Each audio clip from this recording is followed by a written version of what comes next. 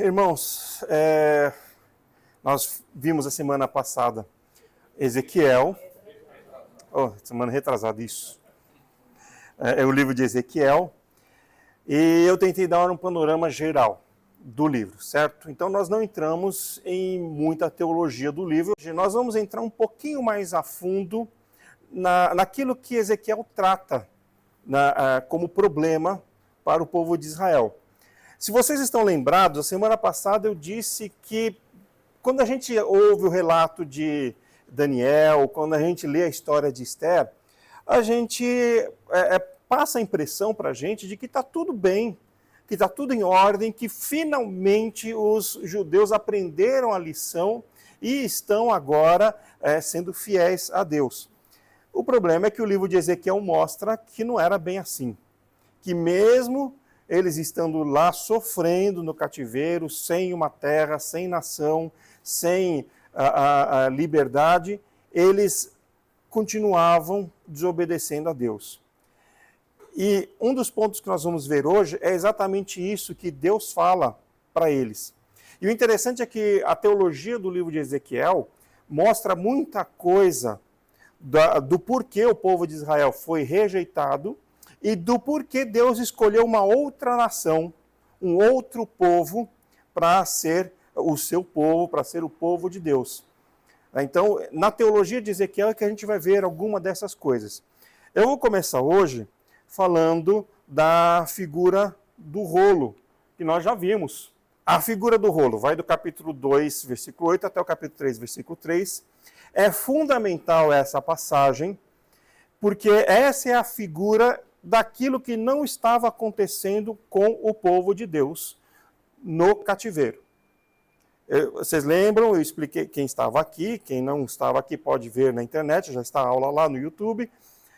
A figura do rolo que Deus manda Ezequiel comer é a figura de que a palavra de Deus devia fazer parte íntima do ser dele.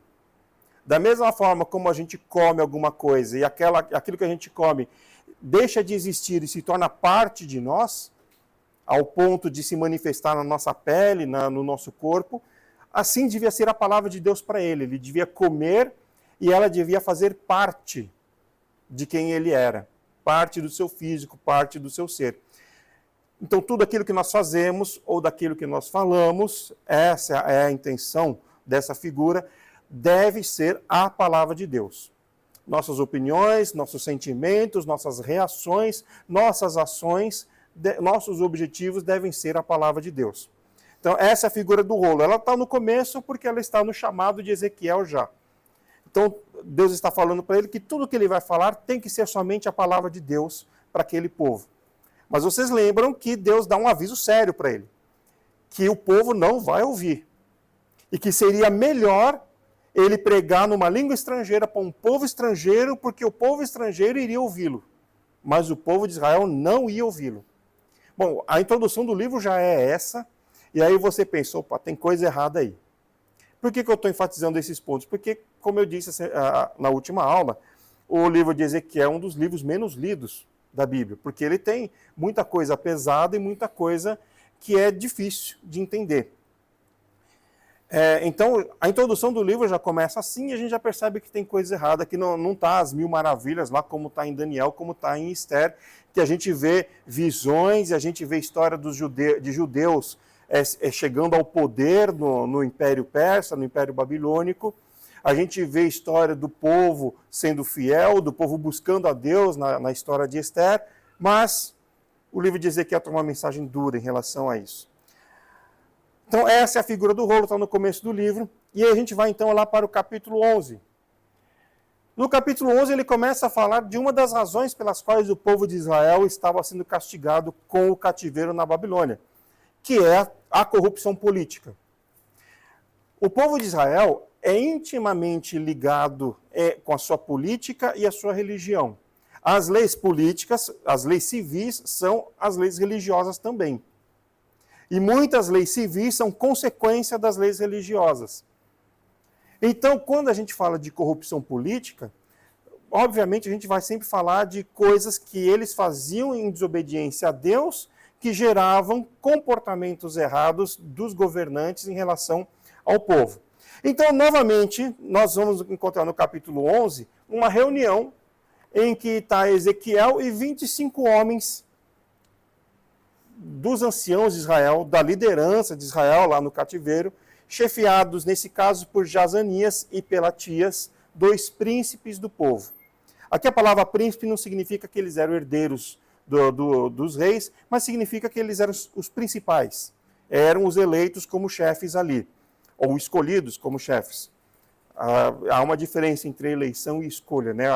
A eleição, todo mundo deveria ter participado, eles escolhidos ali na panelinha, naqueles mais influentes, eles foram escolhidos como líderes do povo que estava lá.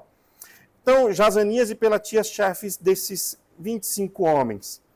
E eles estão lá para consultar a Deus através de Ezequiel, que já é reconhecido como profeta, né? O capítulo 11 já está há algum tempo depois do chamado de Ezequiel. Só que Deus dá uma resposta para Ezequiel. E que esses homens são homens que maquinam perversidades e aconselham de maneira errada. A gente tira a ideia de que eles estavam lá para consultar a Deus, porque na continuação do texto, justamente porque eles são homens que maquinam perversidades e aconselham de maneira errada, Deus fala, e esses homens querem me consultar, eu não vou responder para eles. Quando a gente lê o capítulo 11 inteiro, Deus está falando isso para esses homens. Eu não quero saber, não adianta vir me consultar. Tem mais ou menos a ver com aquele Salmo 50 que diz que tens, ó homem, que tens, ó ímpio, que recitar os meus preceitos na sua boca se o seu coração anda longe de mim. Então Deus está falando para Ezequiel, olha, não adianta esses líderes do povo virem me consultar aqui. Eles querem aconselhar de maneira errada, conforme o interesse deles, o que nos leva a uma questão que o comentário Vida Nova traz para a gente. Tinha um partido político antes da queda de Jerusalém, que sempre planejava traição e revolta contra os caldeus. Lembra daquele período dos reis, em que depois da morte do rei Josias, o último rei bom de Judá, o faraó colocou o filho de Josias no trono, mas o faraó perdeu a guerra contra a Babilônia e o rei Nabucodonosor tirou aquele filho de Josias, que era aliado do Egito, e colocou um outro filho de Josias, que seria aliado dele. Durou um tempo esse reinado, ele se rebelou contra os caldeus, porque os príncipes, os nobres que eram aliados do Egito, foram lá fazer a cabeça dele. E aí ele se revolta, o rei da Babilônia vem, tira ele, põe o tio dele, e aí, depois disso, vem a terceira deportação e aí a destruição de Jerusalém. Nesse período, que está relatado no livro de Jeremias, tem um episódio em que esse pessoal vai consultar Jeremias e toma uma decisão. Quer consultar Deus, mas toma uma decisão contra a vontade de Deus. Então, esse grupo, esse partido político, que era um partido que queria a restauração do reino e que queria, vamos dizer assim, retomar a sucessão do rei Davi, eles estavam sempre se revoltando contra o domínio dos estrangeiros. No caso ali, contra o domínio dos caldeus. Só que eles confiavam nos acordos políticos. Então eles confiavam na politicagem. E não em serem fiéis aos preceitos divinos. Isso o comentário Vida Nova traz, e a gente percebe isso no capítulo 42 de Jeremias. No capítulo 42 de Jeremias, dois desses príncipes chegam para Jeremias, liderando o povo de Israel, e falam, olha, a gente quer saber o seguinte, já tinha morrido o filho de Josias, aliado do Egito, já tinha morrido o irmão dele, que tinha sido colocado pelo rei Nabucodonosor, já tinha morrido o tio dele, e agora tinha o governador Gedalias, que tinha sido posto por Nabucodonosor. E o Gedalias é morto. E aí essa liderança chega para Jeremias e fala, olha, diz aí o que a gente tem que fazer, porque o rei Nabucodonosor vai vir aqui e vai destruir tudo. Aí Jeremias fala para eles, se eu consultar a Deus por vocês, vocês realmente vão obedecer a Deus? E eles falam, nós juramos pelo Deus Altíssimo que o que Javé nos mandar fazer, nós vamos fazer. Então Jeremias vai lá. Aí ele volta com a resposta de Deus. Olha, Deus falou o seguinte, se vocês fugirem para o Egito, o rei Nabucodonosor vai invadir o Egito, vai destruir o Egito e vai matar todos vocês. Mas se vocês ficarem aqui e se submeterem ao rei da Babilônia, vocês vão prosperar. Quando Jeremias chegou com essa resposta, eles falaram, não, você não foi consultar Deus, você está falando isso da sua cabeça, na verdade foi Baruque que colocou isso na sua cabeça. E Baruque era o secretário de Jeremias. Foi Baruque que colocou isso na sua cabeça. Prenderam Jeremias, fugiram para o Egito, dito e feito. Nabucodonosor desceu da Babilônia até o Egito, destruiu o Egito, matou todos eles, e só Baruque e Jeremias é que sobreviveram. Então, a atuação desses príncipes, desse partido político, a gente encontra lá já na história de Jeremias. Era sempre uma liderança que, buscando a restauração do reino de Davi, eram sempre contra e sempre buscavam a revolta contra a dominação estrangeira. Então Ezequiel traz uma acusação contra eles, porque eles falam para Ezequiel, né, agora voltando para Ezequiel, Jazanias e Pelatias querem consultar a Deus, Deus fala, olha, eles maquinam perversidades, eles decidem só coisa errada, não vou falar com eles, e Deus faz uma acusação contra eles. Nos meus estatutos não andastes, nem executastes os meus juízos, antes fizeste segundo os juízos das nações que estão ao redor de vós. O problema todo da história de Israel, desde o começo, é esse. A todo momento eles querem fazer como as nações em redor deles. Eles querem fazer igual aos outros. E a gente já vê a manifestação clara disso e explícita quando, ao não quererem os filhos de Samuel como seus juízes, porque Samuel já estava velho e iria se aposentar, eles falam, não, nós queremos um rei como todas as outras nações. Então já começa ali de maneira clara e explícita um sentimento que já vinha de bem antes de Samuel. Então o problema de Israel sempre foi esse, eles queriam fazer igual às outras nações. E eles faziam em tudo. Eles queriam a política igual, eles queriam a economia igual, eles queriam a ordem social igual, eles queriam religiões iguais. E essa sempre é a acusação de Deus contra eles, que eles faziam segundo as nações pagãs ao redor deles, em relação a tudo. Então essa é a acusação de Deus para esses 25 homens que estavam com Ezequiel naquele momento, de que eles não queriam de fato obedecer a Deus, eles queriam fazer aquilo que eles achavam certo, conforme o que eles viam as outras nações fazerem. E é claro, obedecer a Deus seria, no caso deles, que não eram homens espirituais, que não eram homens de oração, que não eram homens de buscar a Deus, eles teriam que depender do profeta para o profeta dizer o que eles deviam fazer. Agora, imagine você que o profeta, Ezequiel mesmo, sendo de linhagem de sacerdotes, ele não era um nobre. Aqui no Brasil nós não temos nobres. Então, mas vai dizer para um político o que ele tem que fazer. Ele pode ter vindo de qualquer lugar, ele pode ter sido seu vizinho, e você conhecer todos os podres da vida dele. Mas ele alçou o cargo de político lá, você não consegue dizer mais nada para ele. Você não consegue nem chegar nele. Você tem que passar por um grupo enorme de assessores para chegar nele. E ele era seu vizinho ali. Imagina isso num sujeito que nasceu nobre, que tem título, que tem o tal do, como diziam, né, na Europa, o tal do sangue azul. Então eles teriam que ficar na mão do profeta. E teriam que confiar que aquilo que o profeta estava falando seria a palavra de Deus. Aí ele olha para o profeta e fala, você estudou aonde? Você fez o quê? Você trabalhou aonde? Você conquistou o quê? Então eles não iam, de fato, escutar o profeta e eles não queriam, de fato, viver numa teocracia. Eles queriam era dominar o reino, eles queriam ter o poder nas mãos, eles queriam ter a autoridade. Por isso se torna um problema a política deles depender da parte religiosa.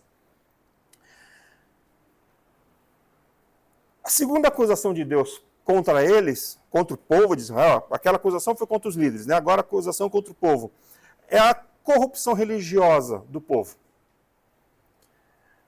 E aí a corrupção você pode colocar tanto a questão de suborno, quanto a questão de perverter os mandamentos, mas o profeta Ezequiel vai ser mais específico, ele vai falar contra os falsos profetas no capítulo 13. E aqui nos falsos profetas tem uma coisa que é muito cara para nós batistas, por exemplo. Não é qualquer um que pode ser um pastor, que pode ser apóstolo, que pode ser bispo, seja lá o título que for. Nós batistas temos um princípio de que tem que haver uma indicação, tem que haver fruto, tem que haver um testemunho pessoal e tem que haver um testemunho do povo de Deus. Não é simplesmente a pessoa chega e fala, eu tenho chamado e a gente põe ela para fazer, ou ela fala bem e a gente põe ela para fazer as coisas. Não, é um conjunto de coisas que a gente tem que analisar para ver, fulano realmente tem o chamado.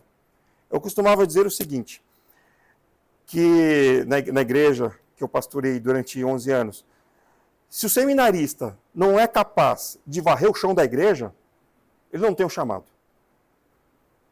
Porque ele vai ser daqueles pastores carreiristas que vai querer só a igreja grande e mandar num monte de gente.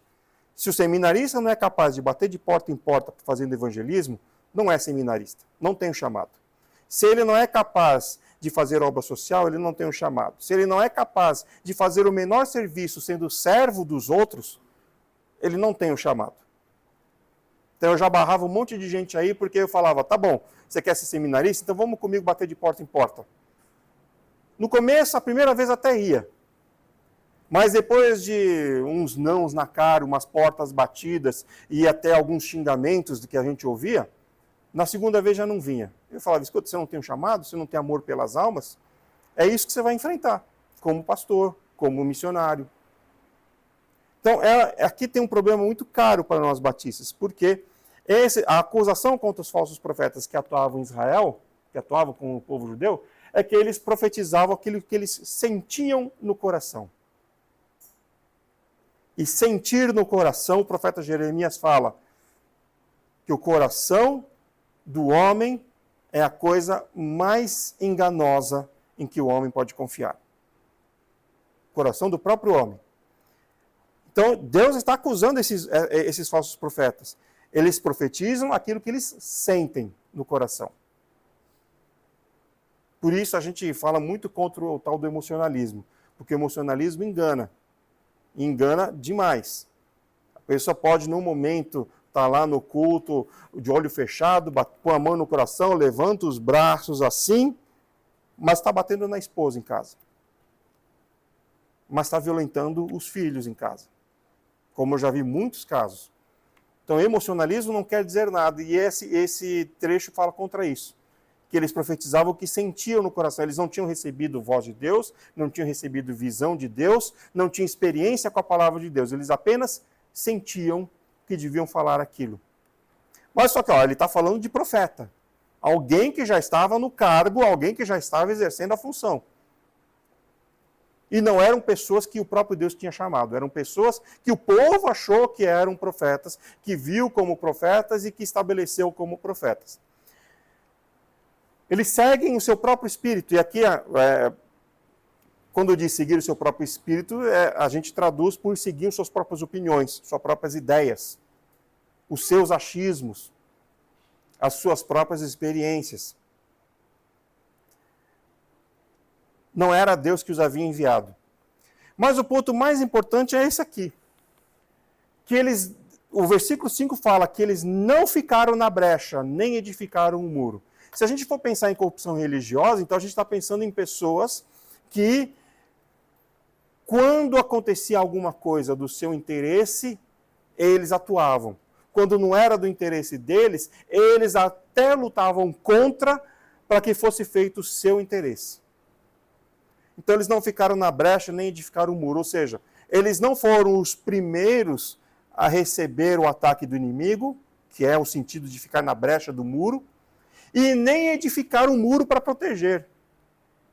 Quer dizer, eles causaram mal, de fato, com as suas falsas profecias, com as suas ideias erradas.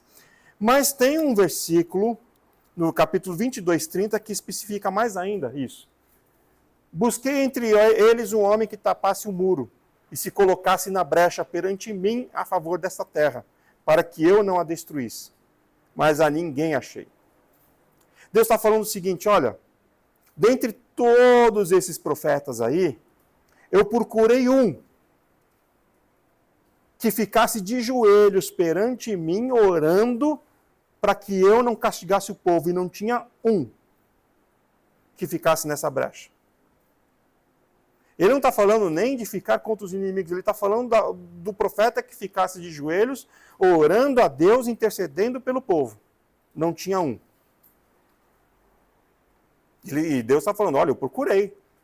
Eu queria não destruir o povo, né? Para que eu não a destruísse, a terra. Eu queria que tivesse alguém que intercedesse pelo povo, mas não tinha ninguém. Bom, o verdadeiro profeta é aquele que intercede. Gênesis 27. Gênesis capítulo 20, versículo 7. É a primeira vez que a gente ouve na Bíblia a palavra profeta.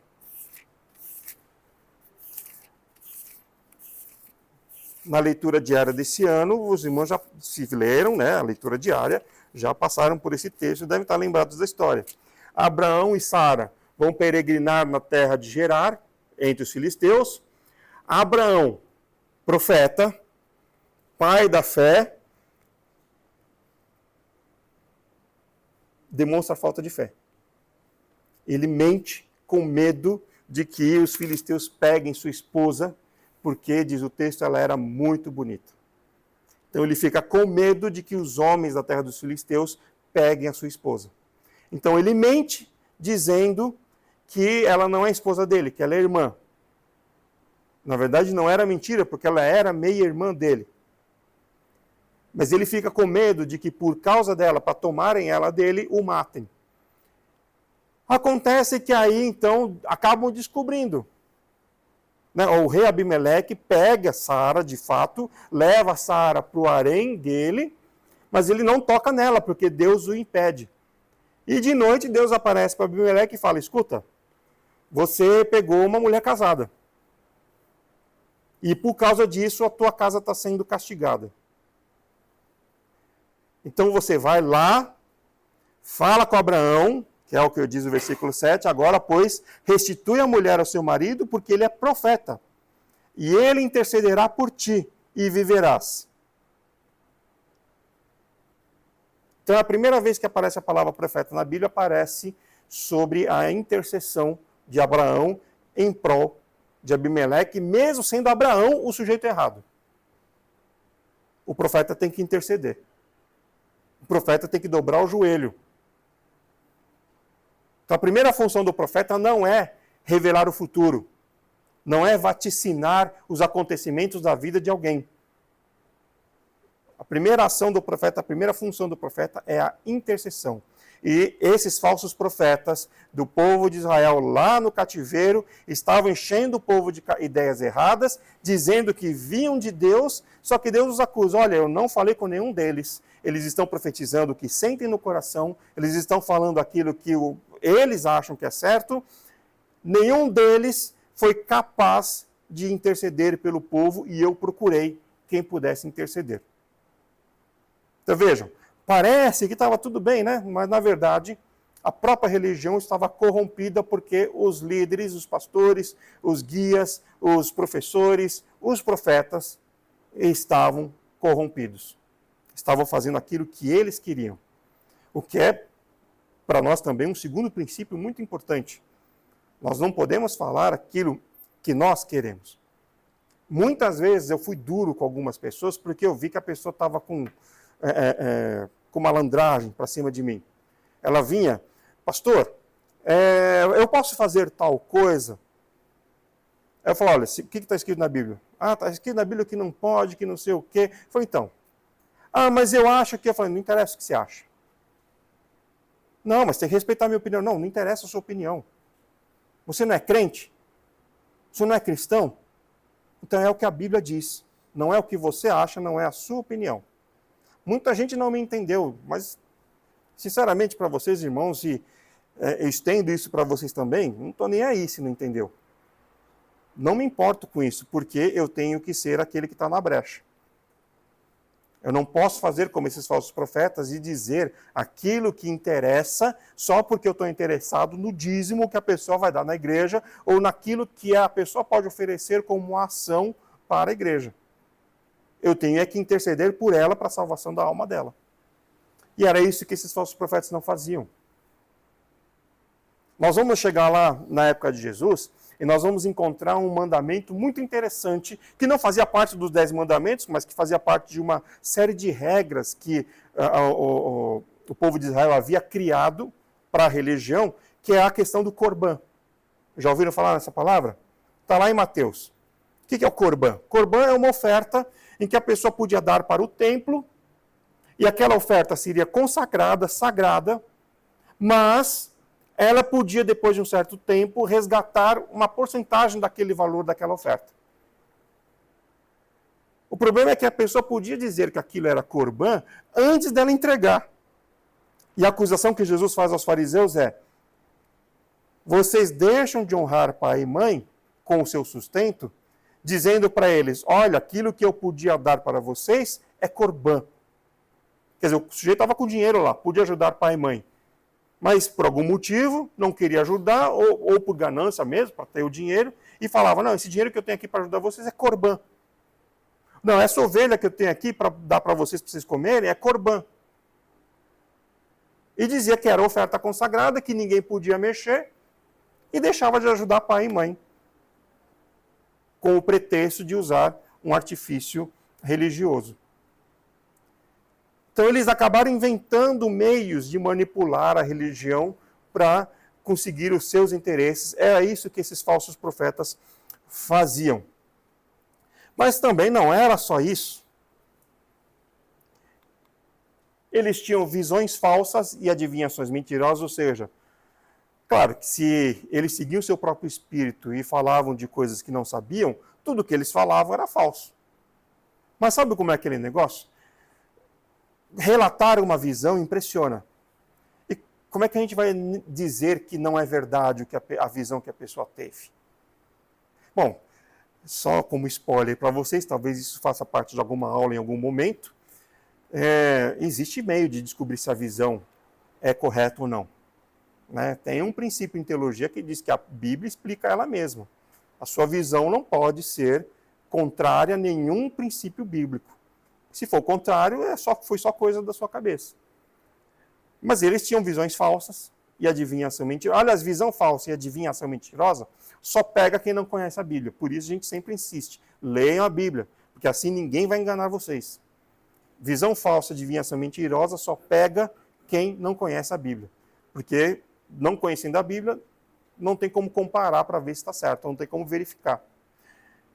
Bom, num tempo em que as pessoas não sabiam ler e escrever e estavam numa terra estrangeira, onde a língua ainda era diferente de onde eles tinham vindo, era muito fácil enganar as pessoas. Era muito fácil o sujeito chegar com toda a autoridade e dizer que tinha tido uma visão de Deus. Então eles diziam-se enviados por Deus sem o serem, e isso é pecado. A Bíblia demonstra claramente que aquele que diz que Deus enviou, quando Deus não enviou, e isso Deus fala nesse texto aqui de Ezequiel, comete pecado e vai ser castigado por Deus. É por isso que é para se levar muito a sério quando a pessoa diz que tem um chamado para o ministério. Porque se Deus não chamou, essa pessoa vai ser castigada. Mas tem uma outra prática deles, que eram as falsas profetisas. Não no sentido de que não devia haver profetisa. Profetisa sempre teve. Profetisa faz parte da teologia. Sempre teve, desde lá o começo. A mais famosa, a profetisa Débora. E depois, no final, a última profetisa fiel é a profetisa Hulda, do rei Josias. Mas o que essas profetisas falsas faziam? Elas costuravam invólucros feiticeiros para as articulações das mãos e véus para cabeças de todo tamanho para caçarem as almas. Uma vez, a minha esposa, Ela vai ver o vídeo, então ela, por favor, me desculpe, meu amor, vou citar o que você fez. Um dia ela recebeu, ela comprou, na verdade, um quadrinho, que era para colocar uma foto nossa, e no quadrinho tinha aquele símbolo indígena, coberto de penas, que tem um símbolo no meio, que é feito à mão, tudo, que muita gente, principalmente os hippies, costumam usar, né? Eu falei, escuta, você sabe o que você comprou? Não tem problema nenhum, isso aí não tem poder nenhum, Satanás não tem poder sobre nós, Satanás não faz nada que Deus não permitir que ele faça. Então, se a gente obedecer a Deus, Deus vai impedir Satanás de fazer qualquer coisa. Então, para mim, isso não tem poder nenhum. Mas a pessoa vai chegar aqui em casa, vai olhar isso daí, e se a pessoa souber o que é isso, ela vai... você vai dar um mau testemunho. A pessoa vai chegar, olha o pastor, na casa dele ele tem medo dos sonhos, então ele comprou uma rede do apanhador de sonhos. Porque é o que significa aquele símbolo. Os indígenas usam aquele símbolo ali para afastar os maus espíritos durante os sonhos. Os maus espíritos que causam os pesadelos. Eu falei, tá, o quadrinho é bonito, põe a nossa foto aí, mas deixa isso aí no nosso quarto, na parede do nosso quarto, não põe na sala. Senão vai dar mau testemunho que alguém entendeu o que significa esse símbolo. Esse símbolo é essa espécie de véu aí, que essas profetisas usavam para não deixar que os espíritos das pessoas saíssem do corpo das pessoas e vagassem por aí e voltassem com outros maus espíritos para dentro do corpo da pessoa. Esses invólucros feiticeiros eram simplesmente simpatias, mandingas, que elas faziam costurando saquinhos de couro, saquinhos de pano, com ossinhos ou com pedrinhas, ou com objetos esculpidos, que colocavam nas articulações das mãos, para a pessoa andar com aquilo como se fosse uma proteção espiritual para ela. Alguma coisa mais ou menos a ver com essas fitinhas e que o pessoal usa hoje por aí. Era o que elas faziam. E ganhavam dinheiro com isso, vendendo essas coisas. Porque imagina, a pessoa vinha, meu filho está doente, você vai orar? Eu vou orar a Deus sim. Olha, mas Deus mandou você pegar isso daqui e usar isso aqui até que o espírito mal se afaste, ou até que sua filha, seu filho se cure. E ela ganhava um dinheiro com isso, vendendo essas coisas. E Deus fala, olha, isso aí é feitiçaria. O pecado de feitiçaria na lei de Moisés era punido com o apedrejamento, se fosse pego em flagrante.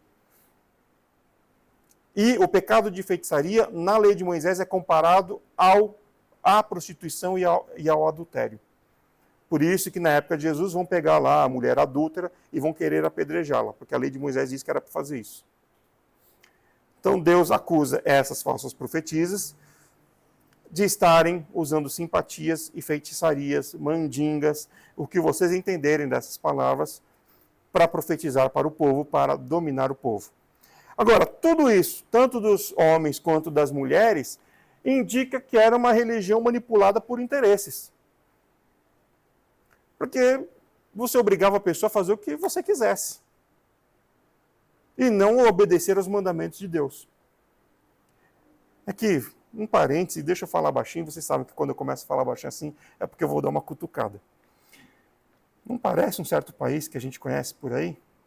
Que todo mundo diz que tem uma população cristã, evangélica, que está crescendo, mas quando a gente vai ver as coisas que são feitas, parece tudo a mesma coisa? Um certo país aí em que a gente não consegue mais ver a diferença entre um evangélico, um católico, um umbandista, um espírita, um testemunho de Jeová. Certo país aí que a pessoa pode chegar na gente, quando a gente vai pregar o evangelho de porta em porta, mas eu conheço crentes que, nossa, o meu vizinho aqui é mais crente do que ele. Uma certa vez eu fui fazer evangelismo de porta em porta, vocês estão pregando, mas eu conheço fulano de tal ali, que faz isso, isso, aquilo, outro, olha, eu sou mais crente que ele, viu? Acho que você devia vir para a minha igreja. A pessoa falou assim para a gente. E foi irônica, né? Porque ela não era membro de igreja nenhuma, ela não era crente. Mas ela falou, olha, eu acho que eu sou mais crente que vocês crentes, por causa de coisa que fulano de tal faz ali. Então, uma religião manipulada por interesses, em que a pessoa faz o necessário para comandar as pessoas, para controlar as pessoas. Aí no capítulo 14, ele vai falar da idolatria no coração, e esse aqui é o ponto principal de Ezequiel. Novamente, alguns anciãos de Israel vieram pedir a Ezequiel para consultar a Deus. Veja que Ezequiel era tido como profeta verdadeiro. Até porque algumas profecias de Ezequiel já tinham acontecido. E muita gente ainda lembrava das profecias de Jeremias sobre o cativeiro da Babilônia. E vivenciaram aquilo que Jeremias falou. E viram acontecer todas aquelas barbaridades que nós vimos no livro de Jeremias. Homens sendo mortos, crianças sendo violentadas e levadas como escravas, mulheres sendo violentadas e mortas, mulheres grávidas tendo suas barrigas cortadas e seus bebês sendo mortos, ainda com o cordão umbilical. Tudo isso Jeremias profetizou e tudo isso aconteceu quando a Babilônia invadiu Jerusalém. Então muita gente viu e sabia que alguns profetas que falavam sobre alguns assuntos, de fato eram profetas de Deus. E iam consultar esses profetas. Nós vimos lá, né, acabei de falar no capítulo 42 de Jeremias, foram consultar Jeremias. No começo do livro de Ezequiel, quando Ezequiel tem aquela visão do templo, em que o Espírito leva ele e mostra, olha, essas pessoas que estão te consultando aí, cada um deles na sua casa adora os deuses estrangeiros num quarto escuro, mas estão aí querendo me consultar. E aqui novamente nós vamos ver esses anciãos de Israel consultando Deus. Mas olha a acusação de Deus contra eles, que eles haviam levantado seus ídolos dentro dos seus corações. Deus está acusando esses homens aqui de que, tudo bem, eles não adoravam, não se curvavam diante das imagens. Mas os seus corações, eles adoravam esses deuses. Os seus corações estavam longe de Deus. E, portanto, Deus não vai ouvi-los. E ele vai castigar tanto o falso profeta que falaram a mentira, quanto aqueles que vão consultar esses falsos profetas. Porque tanto os falsos profetas quanto essas pessoas, o povo de Israel, tinham, na verdade, ídolos dentro do coração. Só aqui já começa a mudar uma coisa que do Antigo Testamento fica bem clara no Novo Testamento. Porque no Antigo Testamento, o culto de Israel é um culto formalista, ritualista. Você tem que demonstrar pelas suas ações o que você crê, o que você está fazendo. Por isso a questão do sacrifício do animal. Deus instituiu o sacrifício porque o sacrifício para o pecado, ele devia ser feito de tal forma que chocasse a pessoa para que ela nunca mais cometesse aquele pecado. Então o sujeito ele tinha lá o seu rebanho, seus animais, que eram fonte do seu sustento também, mas sempre tem aquele animalzinho que a família gosta mais, ou então, se não é aquele animalzinho de estimação, aquele que tem o mais valor. E esse animal ele tinha que ser perfeito, ele não podia ter nenhuma mancha, não podia ter defeito físico ou defeito em algum órgão, tinha que ter uma certa idade, ou seja, tinha que ser novo, e o sujeito tinha que, quando cometesse pecado, levar esse animal mais precioso ou mais querido lá para Jerusalém, ou lá para onde estivesse a tenda do tabernáculo ou a arca da aliança, para fazer o sacrifício no altar pelo pecado. Agora, vocês imaginem que num país que tinha extensão da zona leste de São Paulo, o sujeito tinha que atravessar aquilo sem ter a radial, sem ter a marginal. Certo? Esses dias, voltando da escola, levando meu filho, a gente está voltando a pé da escola para casa, tem uma certa rua que ele olha para trás e fala, nossa pai, eu nunca tinha reparado que a gente mora no alto da montanha. Porque quando ele olhava para trás, a rua de onde a gente vinha era lá para baixo, e a gente mora lá em cima. Eu falei, pois é, aqui, possivelmente antes, quando não havia cidade, era um morro. Mas asfaltou, construiu, a gente não percebe que é um morro, mas é um morro. Imagina na época deles, o sujeito tem que sair de lá de Dan, no norte de Israel, passar por vales, montanhas, montes, rios, florestas, desertos, para chegar a Jerusalém lá no sul, levando esse animalzinho para ser sacrificado lá, porque ele pensou mal do próximo, que era um dos pecados que exigia sacrifício. Porque ele fez uma fofoca, porque ele contou uma mentira. Nesse caminho ele podia ser assaltado por ladrões que podiam roubar o animal dele, que tinha valor, ou se ele não levasse o animal e vendesse o animal na sua cidade e viajasse com dinheiro para comprar um animal para fazer sacrifício lá no templo, iam roubar o dinheiro dele. Ele podia se machucar, cair nas montanhas, ele podia morrer na floresta atacado por um animal selvagem, porque em Israel havia leões e ursos. Ele tinha que fazer tudo isso porque ele contou uma mentira, porque ele fez uma fofoca para fazer o sacrifício ali. Aí quando chegava lá, ele tinha que ver o animal dele valioso, ou o dinheiro dele comprando um animal que ia ser na frente dele degolado. Como é que fala quando corta toda a pele? Arranca a pele? Esfolado, isso. Esfolado na frente dele, e depois esquartejado na frente dele, e depois vai ter a barriga aberta e tirado todas as entranhas do animal, sem contar a sujeira que os animais faziam enquanto esperavam a hora do sacrifício. E ele teria que, claro, depois tem gente que vai dizer, bom, mas isso era bom, né? Porque o animal era queimado, era um churrasco que ele tinha que participar ali. Mas e o dinheiro e os perigos que ele sofreu para fazer aquilo? Acontece que conforme a corrupção religiosa foi adentrando na religião de Israel, isso começou a se tornar banal. O sujeito ia lá, comprava qualquer animal, vendia qualquer animal, sacrificava qualquer animal, de qualquer jeito. Aquilo lá já não começou mais a pesar no bolso, não começou mais a pesar na consciência, acabou até se tornando um símbolo de status na época de Jesus, em que o sujeito jogava as moedas lá para fazer barulho no gasofilácio, para que todo mundo dissesse, olha como esse homem é fiel a Deus, como ele é obediente a Deus, porque ele é rico, ele está dando tanto esse montão de oferta aí. Isso vai acontecer na época de Jesus, lá no episódio da pobre viúva, que dá apenas 2 moedinhas como oferta.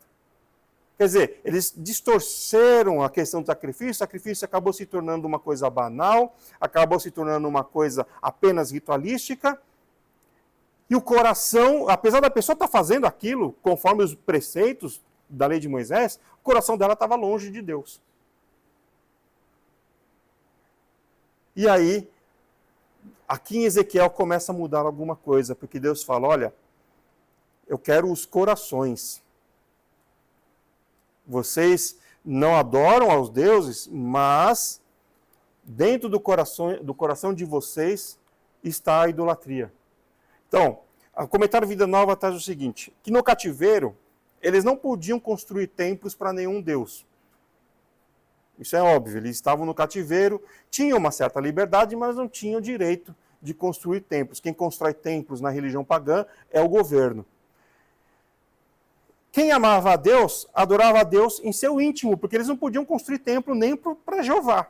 Eles não podiam construir altar para fazer sacrifícios. Então quem amava a Deus, adorava a Deus no seu íntimo. Quem não amava a Deus, trazia idolatria no seu íntimo. Seja na forma da superstição lá, das mandingas e das simpatias, ou seja, no apego às coisas materiais. E aí começa a ideia de quanto mais rico, mais abençoado por Deus o sujeito é. É uma idolatria no coração. Um conceito que vai passar por um Novo Testamento e que Jesus vai enfatizar várias vezes que o que Deus quer é o coração. Deus não quer o ritual, ainda que o ritual seja importante, porque o ritual mostra o que a pessoa crê. Só que o ritual pode ser falsificado, o ritual pode ser corrompido, o ritual pode ser enganoso. Então Deus quer o coração. E aqui está uma mudança muito importante no livro de Ezequiel. Porque Deus começa a criticar o povo, porque apesar do povo não estar adorando a outros deuses, não estar construindo o templo, não estar mais fazendo aquelas coisas erradas que fazia em Israel, porque eles tinham liberdade em Israel para fazer, o coração ainda estava longe de Deus. E se a gente lembrar da história dos reis de Israel, a gente vai ver que toda hora era isso. Quando um rei bom se levantava, eles adoravam Jeová. Mas quando um rei mau tomava o trono, eles abandonavam o culto a Jeová e adoravam os deuses pagãos, construíam altares aos deuses pagãos em casa, no pomar, nas fazendas. Sacrificavam crianças, sacrificavam pessoas nesses altares. Aí surgiu um rei bom que abolia o culto pagão, ele simplesmente jogava uma água nesses altares e adorava a Jeová no mesmo altar em que sacrificou uma criança. Quer dizer, o coração estava longe de Deus. E aí nós vamos para um trecho que eu não falei, mas que é um trecho muito importante de Ezequiel. Lembra que eu falei na outra aula que havia duas passagens muito conhecidas de Ezequiel. A primeira é a questão dos anjos, a visão dos anjos. A segunda é a questão do Vale dos Ossos Secos. Capítulo 37. Esse sim é o mais famoso de todos. Muito pregado nas igrejas, porque ele tem uma mensagem de esperança. Deus dá uma visão para Ezequiel. E ele se encontra, o Espírito pega Ezequiel e o leva em visão a um vale cheio de corpos já no osso, secos, quer dizer, sem carne, sem pele, sem tendões, sem cartilagem, só o osso ali seco. A ideia é de que aquilo é resultado de um massacre ocorrido há tanto tempo que não havia possibilidade de recuperação ou de achar alguém vivo. Que já era um osso seco. Possivelmente aquele osso que a gente até vê em alguns filmes assim, que a pessoa quando pisa, ele quebra facilmente, estala facilmente, que ele já está tão seco que nem o tutano mais ele tem. Então, é o símbolo de alguma coisa que não tem esperança de recuperação nenhuma. E Deus manda que ele profetize para aquele vale. E Deus ainda faz um desafio. Você acha que eu não sou capaz de fazer crescer nesses ossos tendões, músculos, pele e fazê-los andar? Então profetiza a eles. O que Ezequiel tinha que profetizar? Não era nada de revelação do futuro. Ele tinha que começar a falar dos pecados do povo, tinha que começar a falar dos castigos de Deus para o povo, mas também das promessas de bênção, caso eles obedecessem. Então ele começa a proclamar a palavra de Deus para aquele vale de ossos secos, e a descrição do texto é que, conforme ele vai falando, as cartilagens aparecem, os tendões vão crescendo e se enrolando nos ossos, a carne vai crescendo e se fazendo, os músculos vão se fazendo, a pele vai crescendo, a unha cresce, o cabelo cresce, passa o espírito, eles começam a reviver e aquela multidão se levanta como um grande exército. E a ideia ali do texto é que daquele vale de ossos secos, Deus, onde não havia mais esperança de nada, Deus podia levantar uma grande nação. Aí a mensagem de Ezequiel, nessa visão para Ezequiel é que, por pior que estivesse a situação de Israel ali no cativeiro, que já era ruim por causa dos pecados de antes do cativeiro, Deus podia levantar novamente aquela nação para que ela se tornasse poderosa. A questão é que tem um versículo ali em que ele fala da questão do renovo do Espírito. E o comentário Vida Nova traz o seguinte. Os prisioneiros israelitas, sem nenhuma força política, poderiam formar uma nação. Sem nenhuma força moral, eles iam vencer a idolatria e formar uma religião pura. Quer dizer, aquele vale de ossos secos ali não tinha nada. Força física e nem espírito, nem intelecto para pensar em qualquer coisa. Mas eles poderiam formar uma grande nação e restabelecer uma religião pura. E isso não ia acontecer nem por força, nem por poder, mas pelo Espírito do próprio Deus. É o que diz lá o texto, e o comentário Vida Nova enfatiza isso. Onde é que a gente vai encontrar a promessa de um Espírito que vai fazer uma nova nação? Já tinha sido profetizado por Isaías. Já vinha nos capítulos finais de Jeremias. E agora em Ezequiel vem novamente a promessa de que Deus, daquele desastre total que era o povo de Israel, Deus ia levantar uma nova coisa. Que não seria feito por força nem por poder, mas pelo Espírito. Os judeus da época de Jesus ainda tinham essa ideia. Os discípulos perguntam para Jesus, quando será o tempo em que tu restaurarás o trono de Davi? Porque eles pensavam na força e no poder. Eles pensavam na restauração terrena do povo de Israel. Eles pensavam na restauração da glória do império de Davi. Mas isso não seria feito nem por força nem por poder, mas sim pelo Espírito de Deus. E Jesus então promete a vinda do Espírito Santo. Bom, mas como a gente está falando de profecias, e nós começamos lá o livro de Daniel falando que profecia tem vários sentidos e tem vários alcances, tem um alcance imediato, quer dizer, tem um alcance ao longo prazo, tem um alcance imediato para eles, porque eles voltaram, né? A gente vai começar estudando nas próximas aulas, a volta deles para a terra de Canaã, onde eles se tornam novamente uma nação. Mas eles não se tornam um império, eles continuam vassalos. Eles vão se tornar vassalos do Império Persa, vão se tornar vassalos do Império Grego, depois do Império Romano e depois vão ser espalhados por toda a terra. Então, foi cumprida uma parte a curto prazo depois de Ezequiel. Os israelitas voltaram a se tornar uma nação. Mas isso de ser um império, um reino, nunca foi cumprido nos tempos antigos. Então tem aqui uma profecia a longo prazo para o povo de Israel, que está lá no livro de Isaías, capítulo 66, versículo 8. Diz assim: quem jamais ouviu tal coisa? Quem viu coisa semelhante? Pode acaso nascer uma terra num só dia? Ou nasce uma nação de uma só vez? Pois Sião, antes que lhe viessem as dores, deu à luz seus filhos. Acaso farei eu abrir a madre e não farei nascer? Diz o Senhor. Acaso eu que faço nascer fecharei a madre? Diz o teu Deus. E aí o livro de Isaías termina com a mensagem da restauração do povo de Israel. A pergunta que ele faz é: vocês já viram acontecer em um dia uma nação ser feita? Aqueles que já estudaram isso. Eu sei que alguns irmãos aqui sabem porque já me ouviram falar isso. Quando foi que isso aconteceu na história da humanidade? 1947, isso.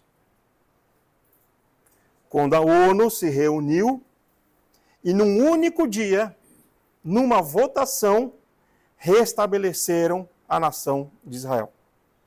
Naquele dia fizeram leis, fizeram a bandeira,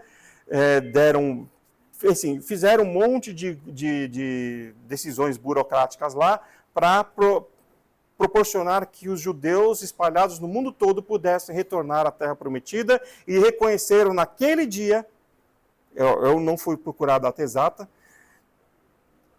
a criação da nação de Israel. Então, essa profecia se cumpriu. E durante muito tempo, muitos teólogos estavam esperando que essa profecia se cumprisse, porque ela é um dos últimos sinais da volta de Jesus, quando a nação física de Israel fosse restabelecida. E isso aconteceu em 1947. Isaías profetizou, aconteceu aquilo que Ezequiel estava falando, daquela ruína que era a nação de Israel, Deus restabeleceu a nação como um reino, como uma nação independente. Mas o sentido da profecia também é um sentido figurado para mais longe, já que ele está falando aqui também nesse vale de ossos secos da questão do Espírito de Deus, que era uma coisa que no Antigo Testamento não era muito falada, porque o Espírito vinha, pegava a pessoa para fazer uma ação e voltava para Deus. No Novo Testamento, o Espírito vem e habita com aquele que confessa Jesus Cristo como seu Senhor. Então, já que ele está falando do Espírito de Deus aqui, do Espírito Santo, essa profecia, essa visão do Vale de Ossos Secos tem a ver com a igreja. De uma ruína total, que era a falha da missão do povo de Israel, Deus iria levantar um novo povo, que é, no nosso caso, a igreja. E vai haver um dia em que o reino de Cristo vai ser restaurado, ou que o reino de Cristo vai dominar tudo. Então é uma profecia que aconteceu imediatamente no tempo de Ezequiel, quando eles retornam para a Terra Prometida. Aconteceu num futuro mais longe, em 1947, quando a nação física de Israel foi restabelecida. E depois vai acontecer quando Jesus voltar, o seu reino, o seu império será restabelecido. E aqui a gente termina a teologia de Ezequiel. Tem muito mais coisa, irmãos, não daria tempo para nós estudarmos todos eles. Tem muito pecado, tem muita promessa de castigo, tem muita promessa de bênção, tem muita teologia, muito mandamento para a gente estudar em Ezequiel, mas esses são os pontos principais. Eu espero ter satisfeito a curiosidade de vocês e ter ensinado, pelo menos agora eu espero que vocês leiam o livro de Ezequiel de uma maneira diferente. Não mais passando por cima dos textos chatos e dos textos complicados, mas lembrando de tudo o que eu falei, ler o livro de Ezequiel e lembrando, olha, foi isso aqui quer dizer aquilo outro, isso aqui tem a ver com aquilo, olha lá o profeta Jeremias, olha o profeta Isaías, olha Jesus, né? Porque é assim que a gente tem que ler a Bíblia. Nada na Bíblia está desconexo, tudo tem ligação uma coisa com a outra, porque todos eles são consequências da criação de Deus, e como nós temos visto no livro de Atos, com as pregações aqui aos domingos de manhã, tudo foi feito antes mesmo da criação, quando Deus elaborou o plano da salvação para nós. Amém?